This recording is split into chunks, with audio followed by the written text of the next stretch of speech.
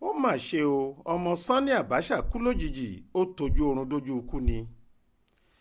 Títí di bá a ṣe ń sọ yìí làwọn èèyàn ṣì ń bá mọ̀lẹ́bí olórí orílẹ̀-èdè wa tẹ́lẹ̀ ajagunfẹ̀yìntì Sani Abacha kẹ́dùn. Èyí kò ṣẹ̀yìn bí ọ̀kan nínú àwọn ọmọ rẹ̀ ọkùnrin ṣe fò ṣánlẹ̀ tó kú lójijì.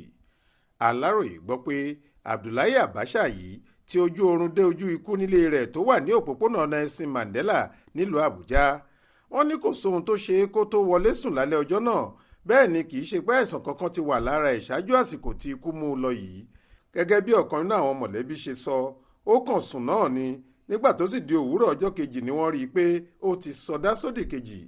A gbọ́ pé ọkùnrin ẹni ọdún 37 yìí ló wà ní ipò kẹjọ nínú àwọn ọmọ 9 tí olóògbé Sani Abacha fi sáyé lọ.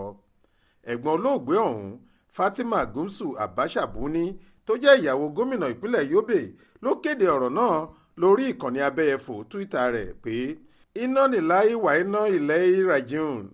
Ohun tó dájú ni pé ọ̀dọ̀ Allah láti wá, ọ̀dọ̀ rẹ̀ náà la ó padà sí. Mo pàdánù àbúrò mi Abdullahi Sani Abacha, ojú oorun ló ti dé ojú ikú. Kí Ọlọ́run Allah fojú pa àṣìṣe rẹ̀ kó sì tẹ́ sí àlùjánnà onídẹ̀ra. Ẹ jọ̀wọ́ ẹ bá mi rántí ẹ̀ nínú àdúrà yín.